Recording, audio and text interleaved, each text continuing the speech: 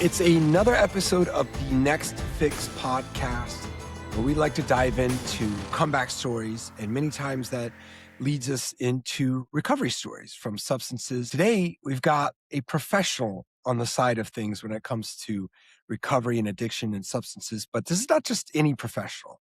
This is Dr. Sarah Nasir, and she has this genuine intrigue about her. I'm so excited, although I get to ask the questions in this particular conversation. So we are going to have a good time, and we're gonna follow her lead about her professional career, why she got involved with helping people in addiction and in recovery.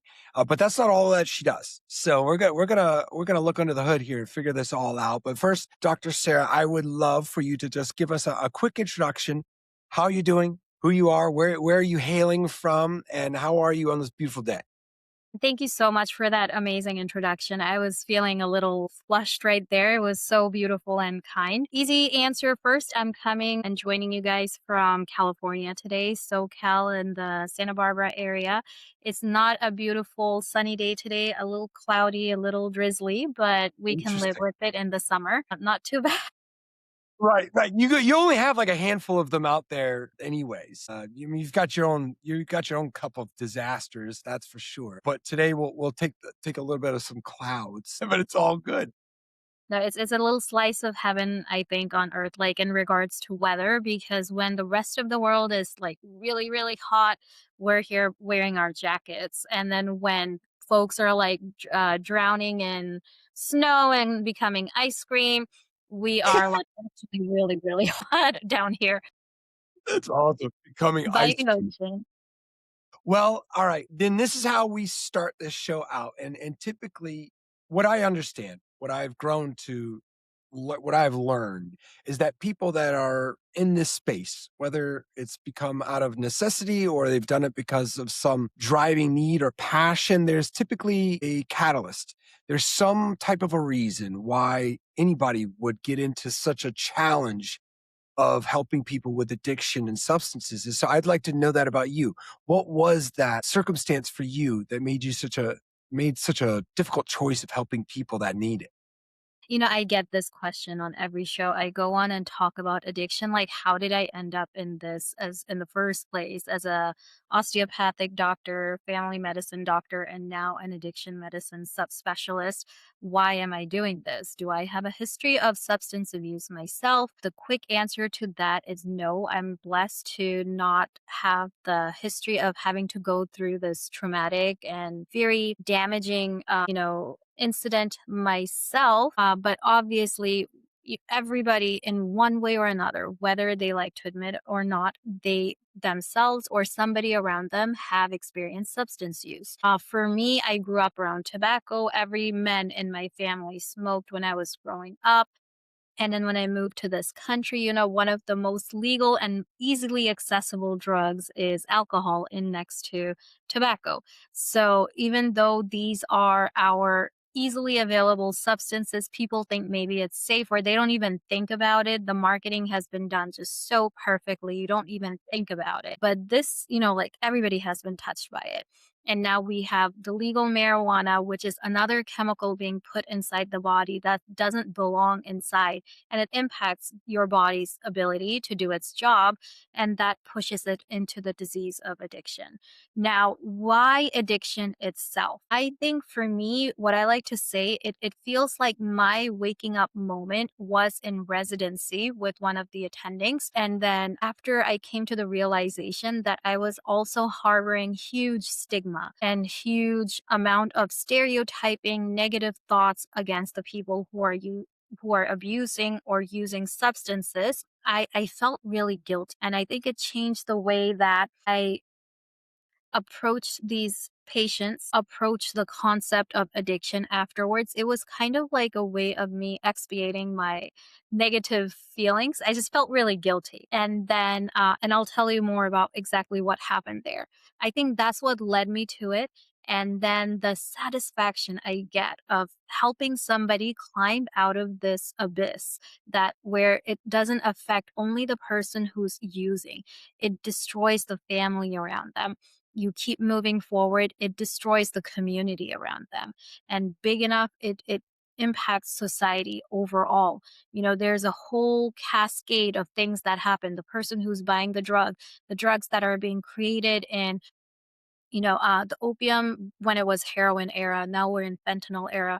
It was Right. being grown in China, in Afghanistan area, and then it would be brought in into South America. It would climb up, and then you have all these individuals who are trying to find safety and trying to come into the America from the South America, and they are putting their lives in danger. We have the huge drug cartel out there, and then it goes from there all the way up to Canada, right? So Right. there's a huge thing, and then the individuals here who are getting it, they get hooked, and then they run out of money because these things get expensive. It I was doing the math the other day with my patients. They will be using somewhere anywhere from a gram to 3 grams of fentanyl, and a gram of fentanyl is like $80. And so if you have to sustain yourself on just a gram of fentanyl for 30 days, that is 80 times 30 is what, 200 at least?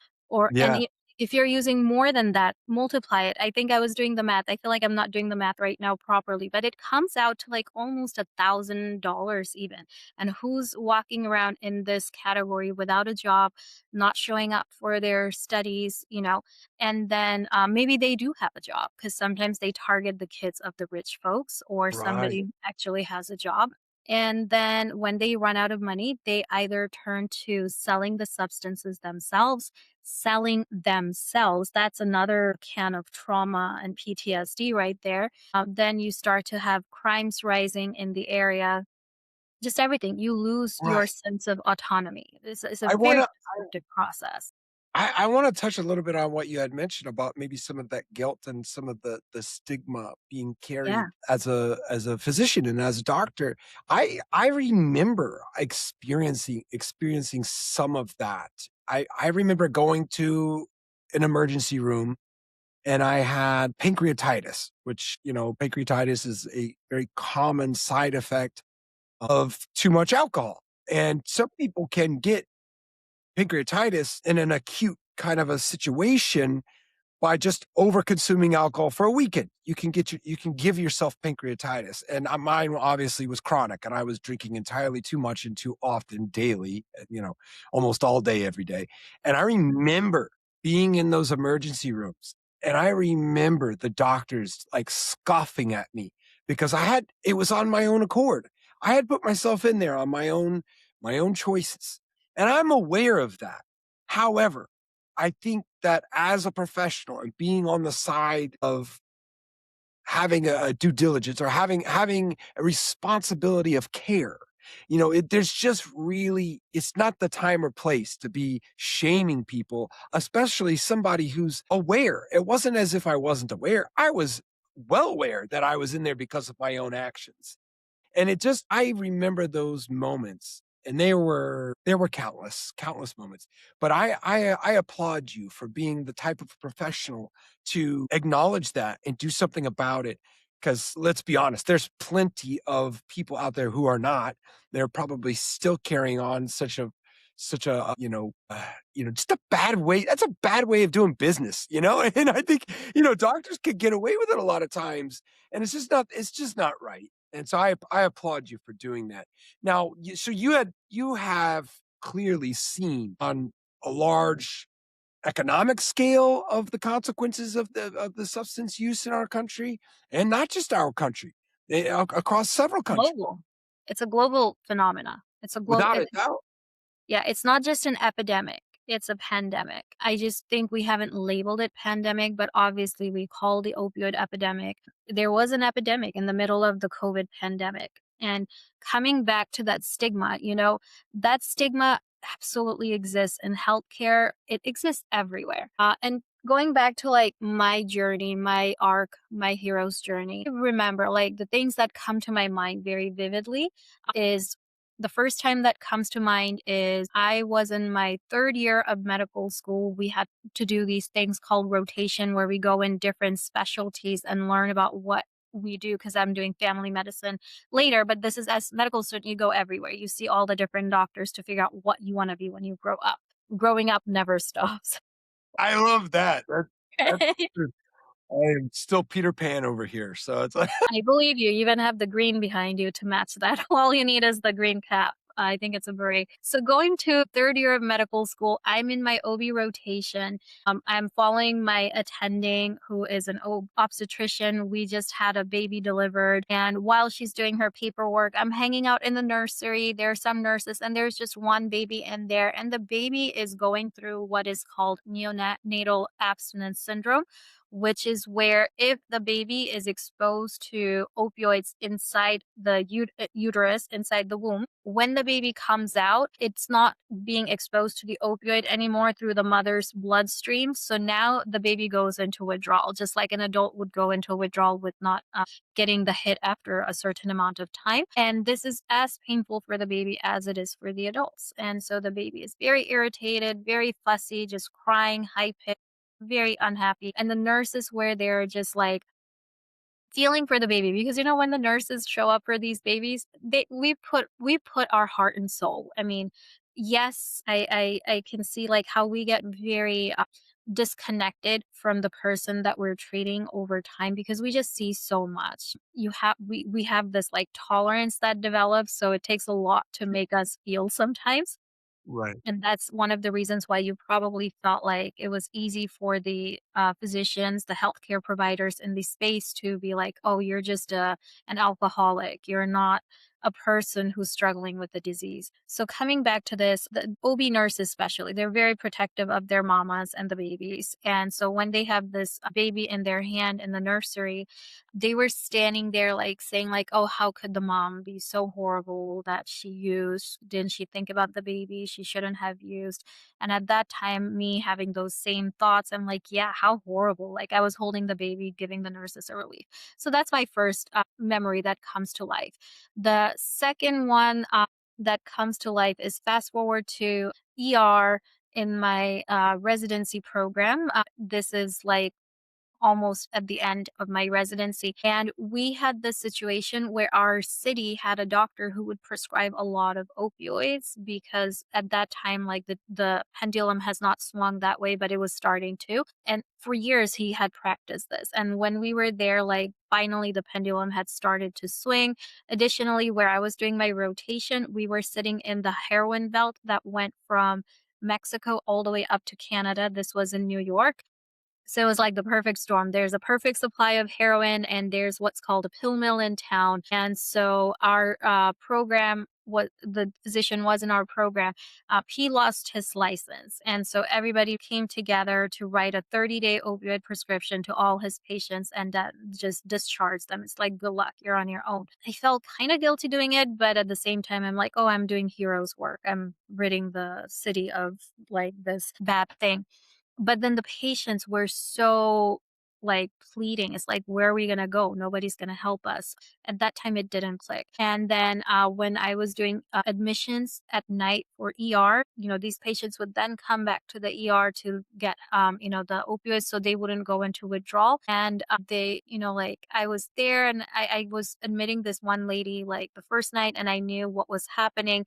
And I said, "We're not giving you any opioids." So she just left AMA very angry at me because I prevented her from getting that treatment. She came back another night and I was also on that same night shift and I went to admit her and then she got like really angry at me. She's like, "I'm going to stick people on you. I know people who are going to take care of you." She was like yelling at me. So it was kind of scary, but I'm really grateful that the attending kind of stood up. It's like, "Not in this ER. You don't talk to us that way. Like, please leave." But now I can understand why she was that way. She was desperate. She's like, "I'm gonna go on the street and use heroin, and that's gonna be on you guys." At that time, it's like, it's your choice, your body. You choose what to put in it, which is true to many extent. As doctors, we can only do so much for our patients, Right. right? So that was the next thing. And then comes the final one, which is I'm now in my clinic still in residency. And there's this one young man, and he has opioid use disorder. I think he uses heroin, and he was trying to go on Vivitrol, which is an antagonist, meaning if it's kind of like a Narcan, it's like being on a long term Narcan. And if you take this medicine while you have the opioids inside your body, one, the medicine's not going to work. And two, it's going to make you feel nasty because it's going to do precipitated withdrawal. So to start the Yeah, Vivitrol, I've taken the Vivitrol. I've taken Vivitrol yeah. before. Is it I don't okay remember it doing much though, to be honest with you. I don't remember, like, doing it, but It's not anyway. very effective. It just blocks the receptors and it just doesn't let you get high. That's it. Like it doesn't stabilize you much. It just blocks. Like it's like putting a lock on it. But you have to be off of opiates for like 5 days before you can start it. And this guy just could not. Like just like 1 or 2 days before he would use and then would be like, "Why not, man? Why not?" Cuz we're trying to get him from pill to the shots so then he wouldn't have to worry about it as much. And he would come in with his dad, who is like, I think he probably looked older than he actually was because of all the stress. And I felt for the dad that, how could this guy be just so horrible that he doesn't think about his dad, who's just aging and dying because of all the grief and stress? Like, why can't he just do that? So I go to my attending as I'm reporting the patient to him. I'm telling him, like, hey, Dr. Alves, like, how could this be? And I have his permission to use his name. And this credit of why I'm here is thanks to Dr. Alves. So I tell him exactly that, like how horrible is this that this man cannot just stop using for just a little bit, and does he not see the state of his father, etc. And then Dr. Alves told me, well, Sarah, you do realize that addiction changes the brain completely, that it is a disease. It is not just a choice. You know, like when you take these drugs for a long period of time, your brain physically changes. So it's not just about this is this person's choice. And here's, I think, why I really relate to the folks who struggle with addiction because I think they have faced a lot of preconceived notions and experienced negative impacts because of it. And one of the things that really impacted me, and now it's one of my life's work that I'm grateful that I'm working on, I was bullied in residency by my senior, people who were supposed to be teaching me, mentoring me. And that broke me. I lost my dream residency program because of that. And I felt like the system didn't do a due diligence to like verify if the claims that were created against me were real or how to help me if it was real, how to come out of it.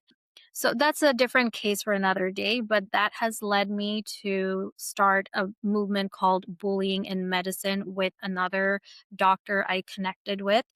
She experienced bullying as an international medical graduate as well. And the system is not in place to take care of the people who are like pushed to the bottom. And I think a lot of times people who are struggling with addiction are in that situation where people already think you're not good enough.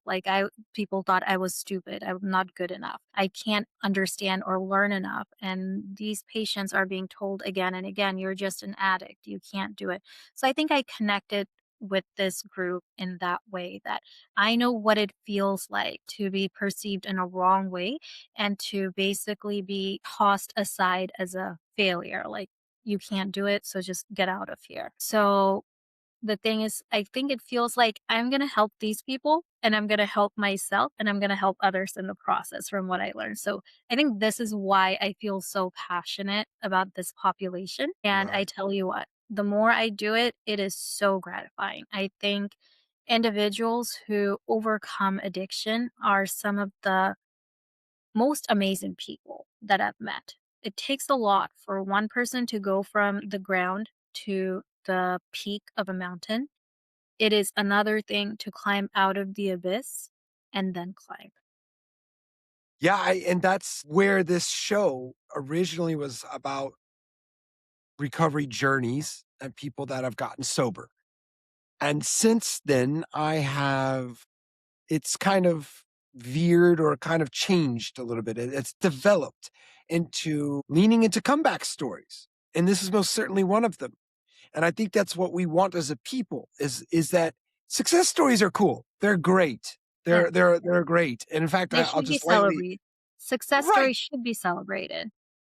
It's like, but I use this example because, like, I watched the documentary about Arnold Schwarzenegger, right? And I got done with it, and I was like, "Well, that was cool." And my friend was like, "Man, you didn't think it was all that great?" I'm like, "The guy really never sucked. He never really hit the bottom.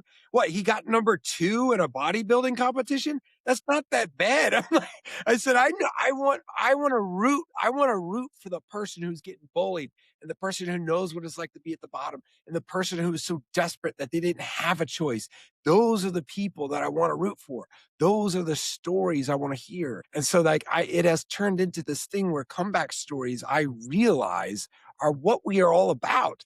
And so you have an excellent point, is that, yes, like, from being at ground, sea level and then getting up to the top of the mountain, very good. That's an excellent thing. It's an amazing thing to strive for. But there's just something special about a person who's just at, like, the Mariana Trench. I mean, they're near the center of the earth and they somehow get out of that.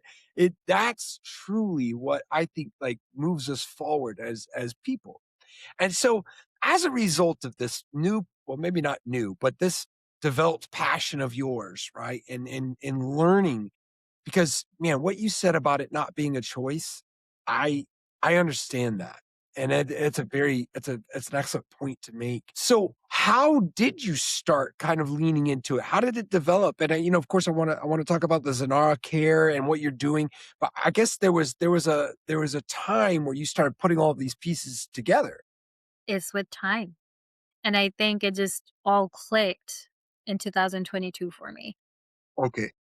Yeah. So, I finished residency, then I went on to work and fulfill my National Health Service Corps scholarship requirements, which was something they give out to doctors who are working with the underserved populations to pay for the medical education. In exchange, once you graduate, finish residency, you have to go work in underserved populations. So, for the first job I had, it was in the DC, worked with underserved there, huge homeless population, huge drug addiction problems, and it was a huge African American community. And there was that, social inequality, like, very visible. And so that's where I got certified to do the buprenorphine prescriptions. And So hold on a second. Slow down a little bit. What is that? yeah, What is that? I feel like whenever I hear medicines, I feel like I've taken them at some point, but hey, Suboxone. it's Suboxone? Okay, got It's it. Okay. Suboxone. Yes, Got it, yes, got it, yes, got it. yes. I'll use both names. So, if people are zoning in and out like I do, they will be able to easily catch on. So, I was able to prescribe Suboxone from my primary care doctor practice. So that's where it got started. And then we moved to California. And then I continued working for the underserved population to finish my health service core requirements. And, I continued that here. The population here is more like undocumented and lower income Caucasian and a little bit more diverse, largely Hispanic and Caucasian population. So it was amazing to see, like, the two different types of patient population, but I'll save that for another time. And then So you were in DC. In DC, it's mostly African American, and then when you go to the West Coast, and it looks different. However, they're all struggling with the same thing. it's there. It's there. People don't talk about it. Rather, when I was here, I was able to help the Hispanic community who also has a huge alcohol problem. More so than the opioid problem. But now that I work in the methadone treatment center, these are like, the outpatient treatment program. People come. I'm full time working in one of these. And it's, as I was saying, like, I see a lot of men. I'm grateful that they're doing this. A lot of times they're coming because of the justice system is enforcing it, but and a lot of them are because they're tired of being enslaved by these chemicals that are not what they like, like the lifestyle that they're living, they're not happy with. And then also there are women, lots of trauma stories. And so being able to communicate with these individuals, the human behind all of this, the disease, like I think that I'm an empath, so I like to learn about people's stories. And as I hear it, it helped me develop over time myself. I think it gave me strength also because when you see the same pattern developing where there is this incident, trauma event that happens, the person is not ready, like they don't have the coping mechanisms, protective mechanisms to, respond to it. And then things just go downhill and then they just hit rock bottom. And then the difference it can make if they have a support system, and it comes in many different forms to climb up. And one of the support system is medicine. And I definitely am a very strong advocate for taking medicine when you need it. And I'm a very strong opponent of taking a medicine when you don't need it. So my approach and philosophy to practicing medicine is that we need to, like, the art of medicine is finding the balance between the harming and the healing. Every medicine has a toxic side effect. Every medicine has a range where it's not effective. And there's this window, it's called a therapeutic window. It's an actual, like, pharmaceutical term. You have to just stay there. Don't go above, and if you don't need it, don't take it because it messes with your body. So it's all about restoring balance inside the body and around the life. And so working with these patients, the things that I came to realize is that we need to restore body and the body chemistry, because the body is a chemical bag itself. Constant chemical reactions happening. The fact that we're hearing each other, we're hearing, I got my fingers in the other ways. I'm sure, like, when people do substances, those things do change. So yeah, coming back, like, when you're the way you hear, the way you see, there's a chemical reaction happening at every step.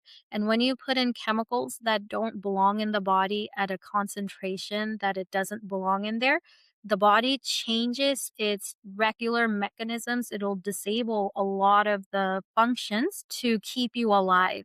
If you have too much fluid in your body, you don't breathe, and the body doesn't want that. It wants you to be alive. So when you don't have these chemicals there, your body is in this deficit because it has shut down all of these natural processes. And that's where your body does not thrive. And so it gives you those alerts, those alarms that in the form of those withdrawal symptoms, runny nose, runny bowels, everything, because it's not where it needs to be to optimize. It's not optimal situation for living. And it's giving you all these signals. And so if you don't come in and artificially close that gap, either with recreational use or prescriptive medicine, which is where people like me come in. We give only what's necessary versus recreation folks take more than they need, and that worsens that chemical gap, and it just worsens, right? So I believe, and I'm a strong advocate for medicine in these situations. Just stabilize your body, get it out of that catastrophic situation, and then the body is intelligent enough to do what it needs. And this is the osteopathic philosophy I was trained on. That the body is a unit of mind, body, and spirit, and it has its systems. You give the body what it needs to restore its balance, and the body has the ability to heal itself. So I operate from those philosophies. And then, so that's where I come in with the medicine, and that's to pharmaceutically, artificially stabilize the body. And then the working with the patients with addiction helped me develop the transcendent philosophies, which is now where I have come in, and I have what I call the 6 dimensions. It takes the 3 dimensions from the osteopathic philosophy: body, mind, and spirit. And then the 3 other I've added is the social, financial, and aspirational. And I believe if you can find homeostasis, balance in these 6 dimensions of you, you can become the movement that I'm calling and coined the term is a transcendent. You know, Yeah. once you have that stability, you have, just like in the body, once you have stability, now you can build on it to become that super version of yourself, that Arnold Schwarzenegger version that your body can become. You can Right. tap in and grow. So, as a doctor, I felt like I could only help with the body and the mind, medicine wise, advice wise. And now, as a coach, I feel I can also come in and help folks plug into these other dimensions. Because what I've Sure. found is that individuals who lack a sense of purpose fall more easily to this. And purpose is one of the pillars of becoming a transcendent. Well, that's you're speaking my language. I think I love all of that, right? I love the 6 pillars, and purpose is so much of it. Dimensions, 4 I pillars. mentioned okay, I'm sorry. I No, got it no backwards worries. like you're No seeing worries. and you're hearing, right? Yeah, yeah. So it's 6 dimensions and 4 pillars. Alright. Yes. And and purpose is I also well, let me ask you this. How do you feel pursuit lines up with with what you're doing? And I say that openly that maybe to you it's synonymous, right? Purpose and pursuit. But I feel like the word pursuit is, it implies that they're moving you're moving toward a purpose. So I guess my question is like, how do you feel maybe like the journey or the pursuit kind of how is that involved in everything that maybe you're working? Yeah. Let me try and answer it this way. Maybe it will make sense. Because the word pursuit is a very active word. It's a very action-filled word. That's what comes to mind. The concern I have with it is that you can pursue something positive or you can pursue something negative. And this is why I was very careful about the words I chose. Let me tell you about the 4 pillars and I'll tie it back to the 6 dimensions and Sure. then maybe it will help make sense. The first pillar of becoming a transcendent is that you have to transcend your limits. And that means we can have preconceived notions, inner dialogues like the imposter syndrome, analysis paralysis, all those like self growth things that block us, those self blocks. You got to transcend them. You got to realize that I want to do better. And I use the word transcend here instead of pursuit Mm, because you can transgress in the wrong direction. If you move in the wrong direction, pursuit in the wrong direction can become transgression. So I like to use the word transcend because transcend, you can only go higher. And to me, that's important, right? We don't want to move in the wrong direction. Next one is connection with your limitless soul.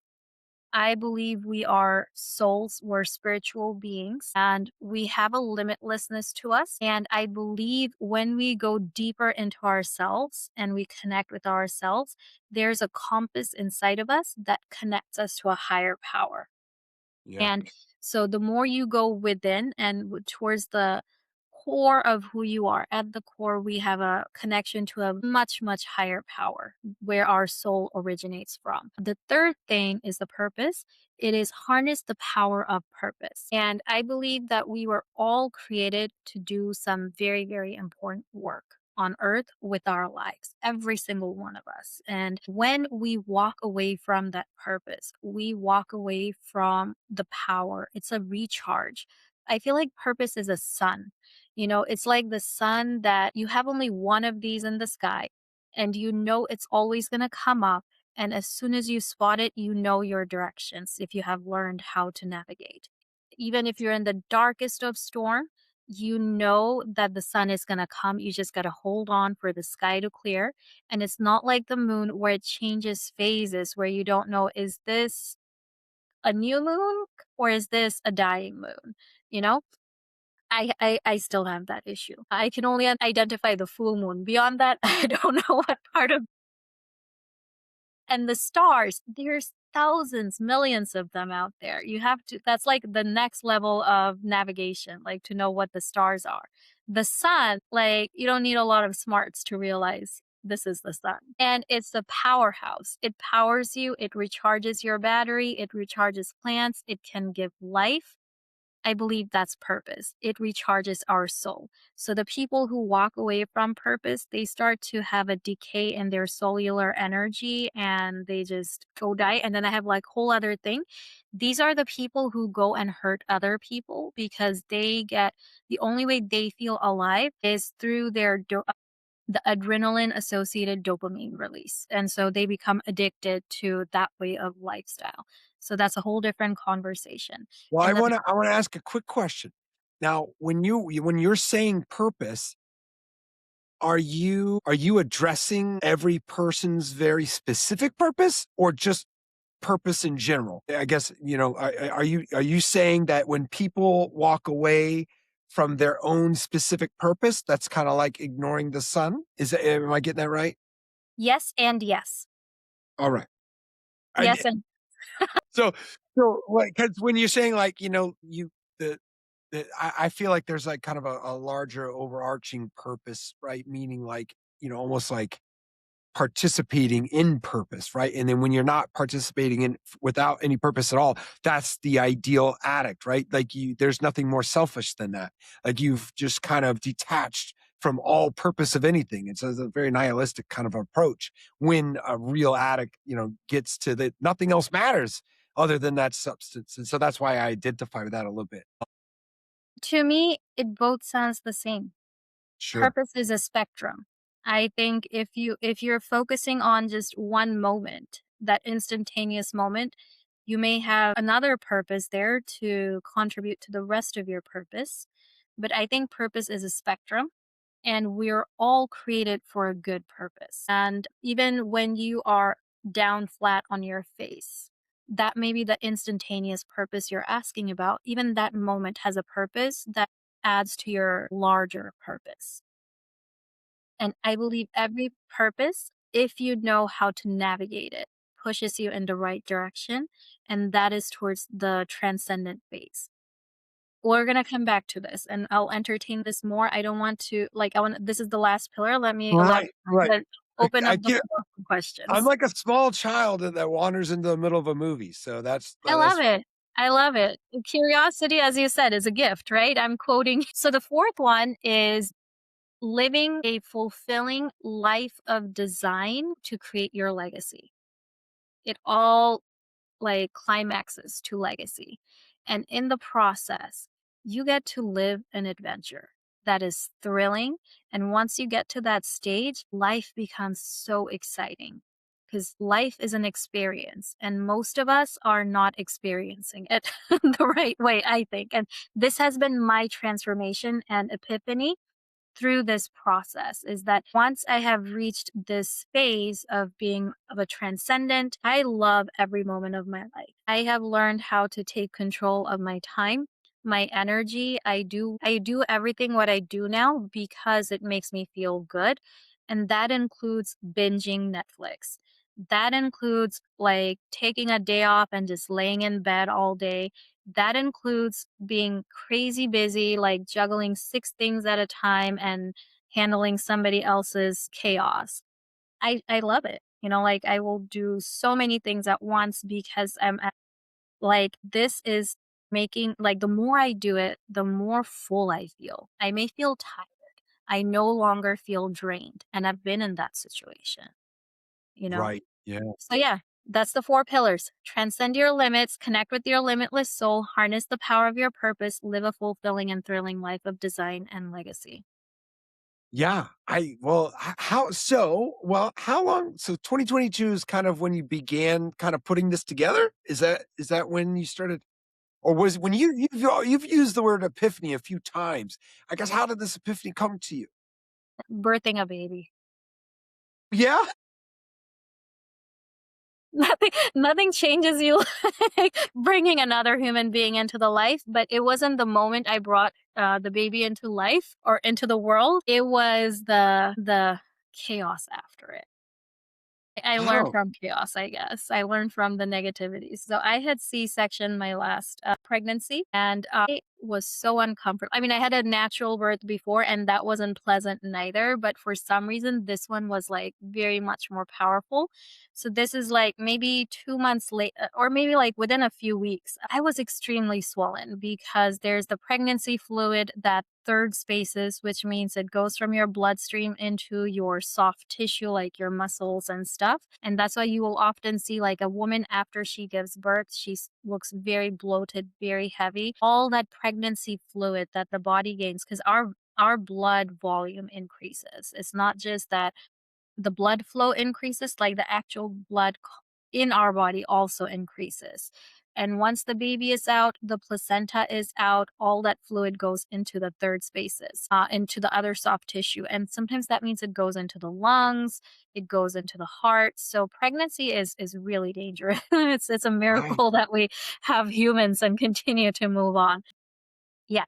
If it was any other thing, a mass is growing inside of you and your weight fluctuates that fast, like, it would kill you.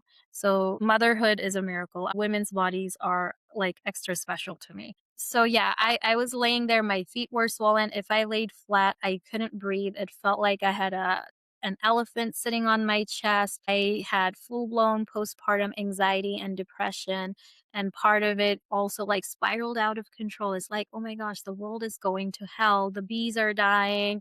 There's plastic in the food and the ocean. Global warming is happening.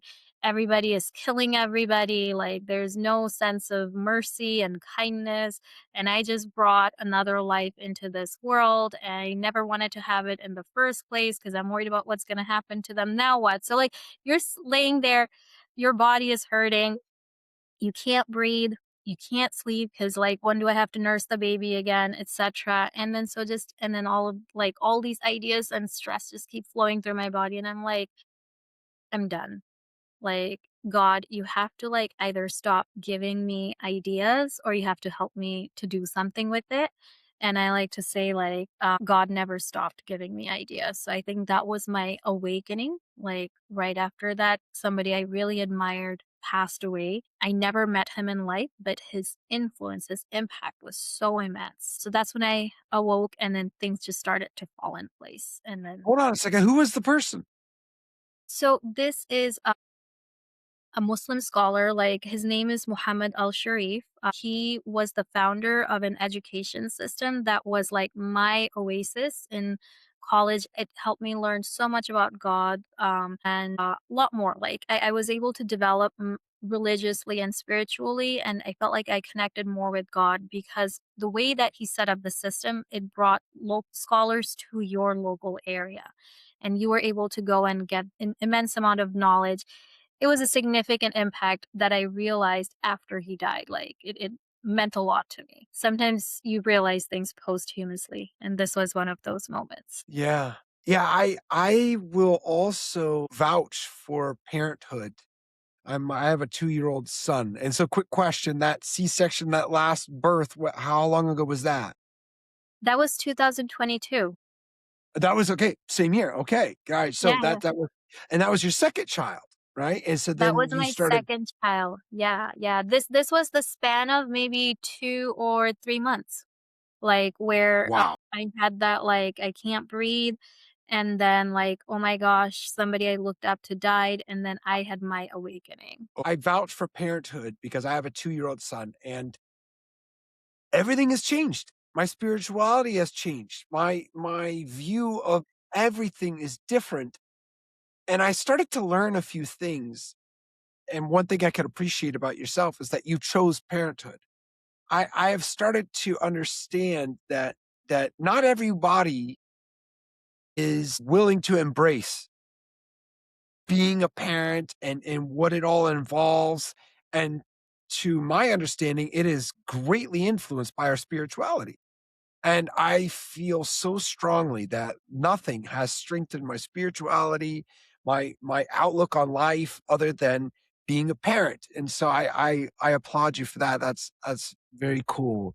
And Same to you. so thank you. Thank you. Yeah. I I don't do think want to know, like, I was gonna say, I don't think we, appreciate parents enough, especially, like, from one parent to another, so it was really nice affirmation. Thank you. yeah, yeah. I mean, it's Father's Day, like in 2 days. And I'm Right, still not right, good at yeah. it. I don't. It's I don't think we ever will be. You just do your best. Well, I want to know. So right now, how does it look like for you? What I mean, you're a person of many ideas, right? You're a entrepreneur. You've got, you're working with people in addictions, but you're also coaching them on the other end of their addictions, like what I call the better end of recovery. And so what does all that look like now? And how does somebody work with you, or what's the best way for them to learn more about what you do? And let me warn everybody, and you go and check out her site, which she's about to tell you about. Like, she's not playing around, that God did not stop giving her ideas. There's so much. It's so awesome to have somebody so dedicated or moved to create. And so, anyways, let us know about that. What does that look like?